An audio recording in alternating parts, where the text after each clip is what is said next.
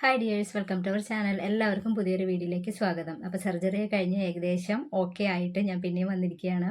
അപ്പോൾ surgery related ആയിട്ട് തന്നെ ചെറിയ ചെറിയ വീഡിയോസൊക്കെ ഞാൻ ഇട്ടിട്ടുണ്ടായിരുന്നു, സർജറി അപ്ഡേറ്റ്സ് ആയിട്ട്. എന്നാലും ഒരുപാട് പേർക്ക് ഒരുപാട് ഡൗട്ട് ഉണ്ട്, ഇപ്പോഴും ഓക്കെ ആയിട്ടില്ലേ, ഇത്രമാത്രം എന്താണ് ഇങ്ങനെ ചെയ്തിട്ടുള്ളത് എന്നൊക്കെ. അപ്പോൾ 2-3 വീഡിയോസ് ഞാൻ ഇട്ടിട്ടുണ്ടായിരുന്നു. എന്നാലും കുറച്ചും കൂടി ഒന്ന് ക്ലാരിഫിക്കേഷൻ വരുത്താൻ വേണ്ടിയിട്ട് ഒരു വീഡിയോ ആയിട്ട് വരാമെന്ന് വിചാരിച്ചിട്ടാണ്. അപ്പോൾ ഇയർ സർജറി എന്ന് പറയുമ്പോൾ തന്നെ പല രീതിയിലുള്ള സർജറി ഉണ്ടല്ലോ. അതായത് ചെവിയുടെ പാട പൊട്ടിക്കഴിഞ്ഞാൽ മാത്രമുള്ളത്, വേറെ കുറേ കോംപ്ലിക്കേറ്റഡ് ആയിട്ടുള്ളത്. എൻ്റെ ഒരു ഇഷ്യൂ എന്ന് പറഞ്ഞാൽ ഞാൻ മുന്നത്തെ വീഡിയോയിലൊക്കെ പറഞ്ഞിട്ടുണ്ടായിരുന്നു, എൻ്റെ ചെവിയുടെ പാട പൊട്ടിയിട്ടുണ്ടായിരുന്നു. പിന്നെ ഓൾറെഡി വേറൊരു ബോണിനൊരു പ്രോബ്ലം ഉണ്ടായിരുന്നു. പോരാത്തതിന് ചെവിയുടെ ഇയർ കനാലിൻ്റെ അവിടെയായിട്ടൊരു ഗ്രാനുലേഷൻ ഉണ്ടായിരുന്നു. പിന്നെ നമ്മുടെ ഇയർ ബാലൻസിൻ്റെ ഷെല്ലിന് പ്രോബ്ലം ഉണ്ടായിരുന്നു. അങ്ങനെ ഒരു മാല പോലെ ഒരുപാട് പ്രോബ്ലംസ് ഉണ്ടായിരുന്നു. പോരാത്തതിന് ഒരു 3ാമത്തെ സർജറിയാണ്. അപ്പോൾ അത്രയും കോംപ്ലിക്കേഷൻസ് ഉണ്ടായതുകൊണ്ട് തന്നെ ഏകദേശം നല്ലോണം ബുദ്ധിമുട്ടിയിട്ടുണ്ടായിരുന്നു. എൻ്റെ ഒരു കേസിൽ എന്താ വെച്ചാൽ കുറേ കാലമായിട്ട് ഇപ്പോൾ ഏകദേശം ഒരു 4 മാസത്തോളം, സർജറിയുടെ മുന്നേ തന്നെ ഏകദേശം ഒരു 4 മാസത്തോളം പഴുപ്പ് ഇങ്ങനെ നിറഞ്ഞു നിൽക്കുകയായിരുന്നു.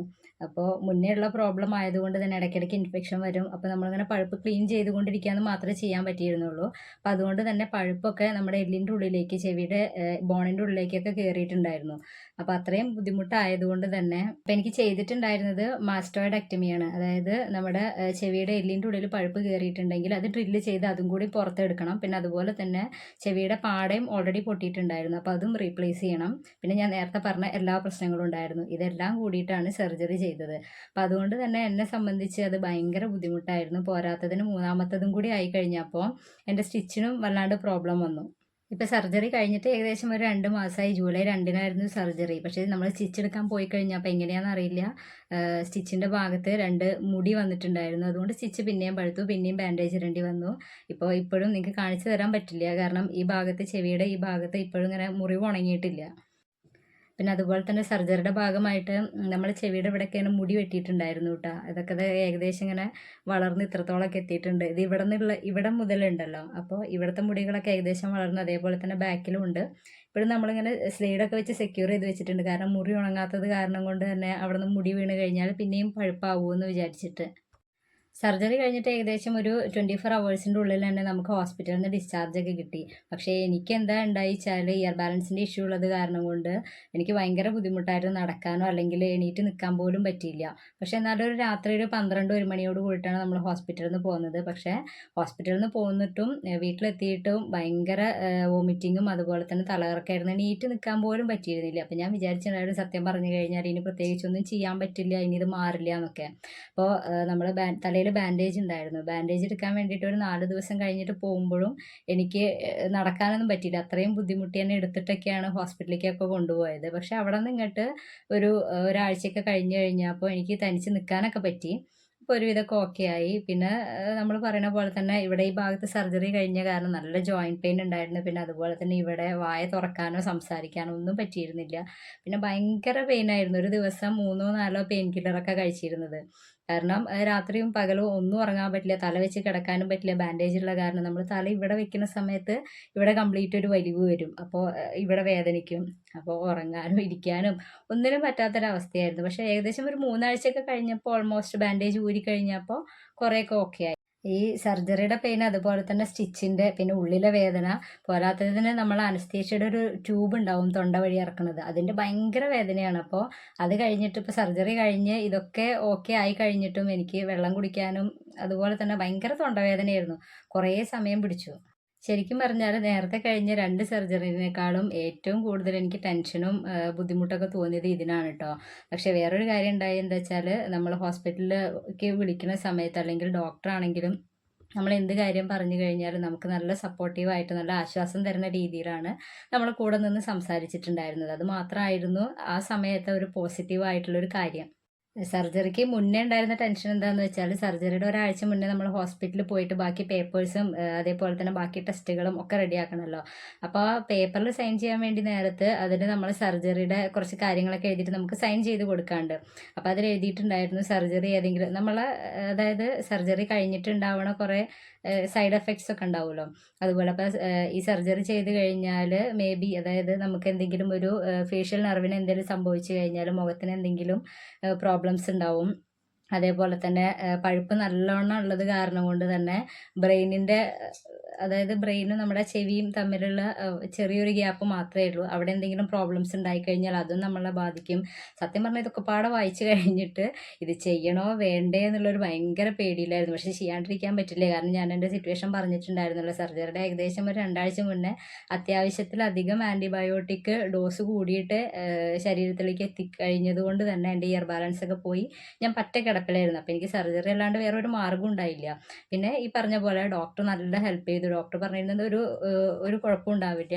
അതായത് നമുക്ക് അത്രയും ഗ്യാരണ്ടി തന്നത് കൊണ്ടാണ് നമ്മളെ സർജറി ചെയ്യാൻ വേണ്ടിയിട്ട് റെഡി ആയിട്ടുണ്ടായിരുന്നത്.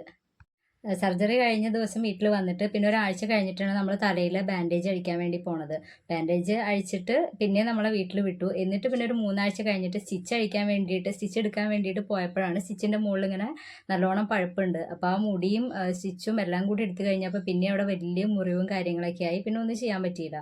അപ്പോൾ ആദ്യം നമ്മളടുത്ത് പറഞ്ഞിട്ടുണ്ടായിരുന്നു ബാൻഡേജ് അഴിച്ചു കഴിഞ്ഞപ്പോൾ മുതൽ തന്നെ കുളിച്ച് തുടങ്ങിക്കൊള്ളാൻ വേണ്ടിയിട്ട്. പക്ഷേ എനിക്ക് പേടി കാരണം എനിക്കും വീട്ടുകാർക്കും ഭയങ്കര പേടിയായിരുന്നു. കാരണം എനിക്ക് ആരെയും ഹെൽപ്പ് ഇല്ലാണ്ട് ഒറ്റയ്ക്ക് കുളിക്കാൻ പറ്റുക, നമ്മളിങ്ങനെ തല കുനിച്ചിട്ട് നിൽക്കാനോ ഒന്നിനും പറ്റിയിരുന്നില്ല. അപ്പോൾ ഡോക്ടറും പറഞ്ഞു നല്ല വേദനയാണെങ്കിൽ വേറെ ഒന്നും ചെയ്യണ്ട, ഇയാൾക്ക് നല്ല വേദന ഉണ്ടാവും, പ്രത്യേകിച്ച് നമുക്കൊന്നും ചെയ്യാനില്ല, പെയിൻ കില്ലർ കഴിക്കല്ലാണ്ടെന്ന്. അപ്പോൾ അതുകൊണ്ട് ഞാൻ കുളിക്കാനൊന്നും നിന്നില്ല.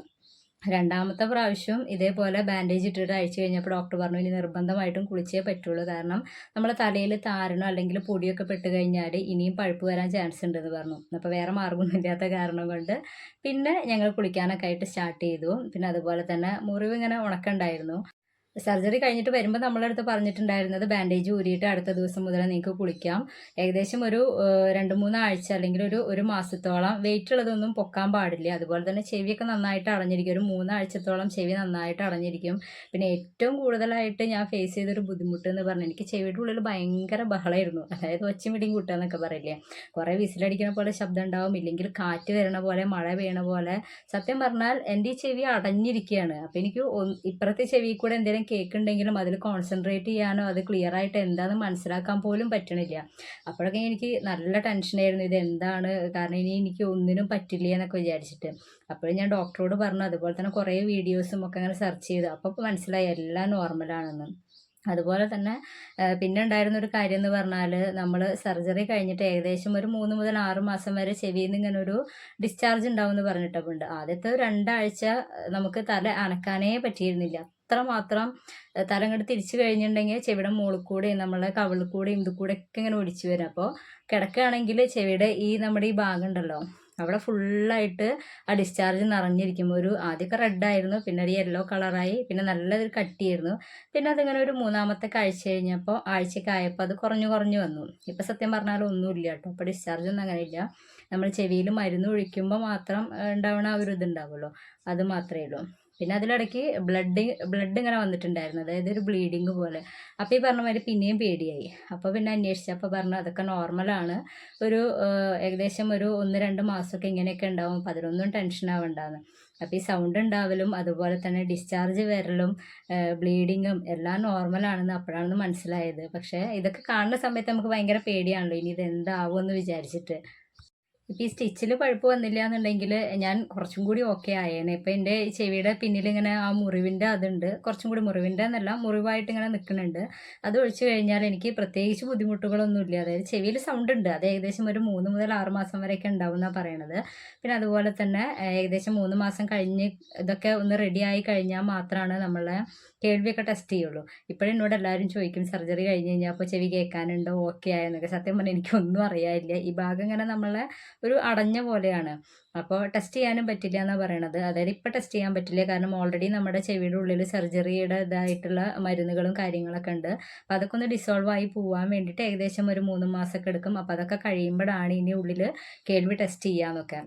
അപ്പോൾ ഇപ്പം ഏറെക്കുറെ ഓക്കെയാണ്, എല്ലാ കാര്യങ്ങളും ഓക്കെ ആയി വരുന്നത് കണ്ടില്ലേ. മുടിയൊക്കെ ഇങ്ങനെ വളർന്നു വരുന്നുണ്ട്, ഇവിടെയൊക്കെ ഉണ്ട് കേട്ടോ. ഇവിടെ ഈ ഭാഗത്തൊക്കെ മുടിയൊക്കെ വളർന്നു വരുന്നു, ഏകദേശം ഒക്കെ ഓക്കെ ആയി. അപ്പോൾ ഇത്രയാണ് സർജറിയുടെ എൻ്റെ എക്സ്പീരിയൻസ് എന്ന് പറയുന്നത്. ഇത് ഷെയർ ചെയ്യാനുള്ള ഒരു കാരണം എന്ന് വെച്ചാൽ ഇപ്പോൾ ഞാൻ പറഞ്ഞല്ലോ ഇത്രയും പ്രശ്നങ്ങൾ ഞാൻ ഫേസ് ചെയ്ത് കഴിഞ്ഞപ്പോൾ ഓരോ വട്ടം നമ്മൾ ഹോസ്പിറ്റലിലേക്ക് ഇങ്ങനെ അതായത് സില്ലി കാര്യങ്ങൾക്ക് വേണ്ടിയിട്ട് വിളിക്കണം. യെല്ലോ ഉണ്ട്, റെഡ് കളറിൽ ഡിസ്ചാർജ് വരുന്നുണ്ട്, എൻ്റെ ഇവിടെ വേദനിക്കുന്നുണ്ട്, ചെവിയിൽ മഴ പെയ്യണ പോലെ സൗണ്ട് ഉണ്ട്, അങ്ങനെ ഓരോ ഓരോ കാര്യങ്ങൾക്കും വേണ്ടിയിട്ട് ഇങ്ങനെ വിളിച്ചുകൊണ്ടിരിക്കുന്നതിലിടയ്ക്ക് ഞാനിങ്ങനെ ചെറുതായിട്ട് വീഡിയോസൊക്കെ ഇങ്ങനെ സെർച്ച് ചെയ്തിട്ടുണ്ടായിരുന്നു. നമ്മൾ യൂട്യൂബിൽ ഒരുപാട് ഡോക്ടേഴ്സിൻ്റെയും അതേപോലെ തന്നെ ഇത് എന്നെപ്പോലെ സർജറി കഴിഞ്ഞവരുടെയൊക്കെ ഉണ്ടല്ലോ. അപ്പോൾ അതിലൊക്കെ ഒരുപാട് പേരുടെ കമൻസും കാര്യങ്ങളൊക്കെ കണ്ടിട്ടാണ് എനിക്ക് കുറച്ചൊക്കെ സമാധാനം വന്നത്. അപ്പം ഞാൻ വിചാരിച്ചു എൻ്റെ എക്സ്പീരിയൻസും കൂടി ഷെയർ ചെയ്ത് കഴിഞ്ഞാൽ ഇനി ഇങ്ങനെ സർജറിക്ക് പോണ ആരെങ്കിലും ഉണ്ട് വെച്ചാൽ ഒന്ന് എന്താ പറയുക ആശ്വാസം കിട്ടുമല്ലോ എന്ന്. അപ്പോൾ ഇത്രയൊക്കെയാണ് എൻ്റെ സർജറി അപ്ഡേറ്റ്സ് അല്ലെങ്കിൽ സർജറിയുടെ എക്സ്പീരിയൻസ് എന്ന് പറയുന്നത്. എന്തായാലും ഈ 3ാമത്തെ സർജറിയോട് കൂടിയിട്ട് എല്ലാം ഓക്കെ ആവുമെന്നാണ് പ്രതീക്ഷിക്കുന്നത്. ലാസ്റ്റ് സാറ്റർഡേ ആണ് ഞങ്ങൾ ഹോസ്പിറ്റലിൽ പോയത്. ഇനിയിപ്പോൾ 1 മാസം കഴിഞ്ഞിട്ടാണ് പോകാനുള്ളത്. മുറിവ് ഏകദേശം ഉണക്കുണ്ട്. പിന്നെ ബാക്കി കാര്യങ്ങളൊക്കെ നോർമലി ഇങ്ങനെ പതുക്കെ പോവുള്ളൂ എന്നാണ് പറഞ്ഞത് കേട്ടോ. അപ്പോൾ ഇത്രയൊക്കെ പ്രശ്നങ്ങളൊക്കെ ഇങ്ങനെ ഫേസ് ചെയ്തുകൊണ്ടിരിക്കുമ്പോഴും ഫിസിക്കലി ഓൾറെഡി നമ്മൾ ഡൗൺ ആയിട്ടിരിക്കുമ്പോഴും നമ്മളെ മെൻ്റൽ ഹെൽത്ത് എന്ന് പറയുന്നത് ഭയങ്കര ഒരു ഇമ്പോർട്ടൻ്റ് ആയ കാര്യം തന്നെയാണ് അല്ലേ. അപ്പോൾ എനിക്ക് ഇത്രയും കാര്യങ്ങളിൽ നിന്നൊക്കെ റിക്കവർ ചെയ്ത് വരാനൊക്കെ ഹെൽപ്ഫുള്ളായിട്ടുള്ളത് എൻ്റെ ഹസ്ബൻഡും അതുപോലെ തന്നെ വീട്ടുകാരൊക്കെയാണ്. അത്രമാത്രം ഞാൻ ഡൗൺ ആയിട്ട് നമ്മൾ അത്രയും വേദനയിൽ ഇനിയൊന്നും റെഡിയാവില്ല എന്ന് വിചാരിച്ചിരിക്കുമ്പോഴും എൻ്റെ കൂടെ എല്ലാം റെഡിയാവും അല്ലെങ്കിൽ ഒക്കെ ഓക്കെ ആണ്, ഒരു പേടിയും വേണ്ട എന്ന് പറഞ്ഞിട്ട് ഡോക്ടറോടൊപ്പം തന്നെ എനിക്ക് അത്രയും എന്താ പറയുക ധൈര്യം തന്നത് എൻ്റെ ഹസ്ബൻഡും അതുപോലെ തന്നെ എൻ്റെ വീട്ടുകാരും ബാക്കി ഫ്രണ്ട്സും ആൾക്കാരൊക്കെയാണ്. അപ്പോൾ എന്തായാലും എല്ലാവർക്കും ഒരുപാട് താങ്ക്സ് ഉണ്ട്. ഇനി ബാക്കി കാര്യങ്ങളും എല്ലാം ഓക്കെ ആവും തന്നെയാണ് എൻ്റെ വിശ്വാസം. അപ്പോൾ അത്രയുള്ള വീഡിയോ ഇഷ്ടപ്പെട്ടെങ്കിൽ ലൈക്ക് ചെയ്യുക, ഷെയർ ചെയ്യുക. ചാനൽ ഇനിയും സബ്സ്ക്രൈബ് ചെയ്യാത്തവരുണ്ടെങ്കിൽ സബ്സ്ക്രൈബ് ചെയ്യുക. ബൈ.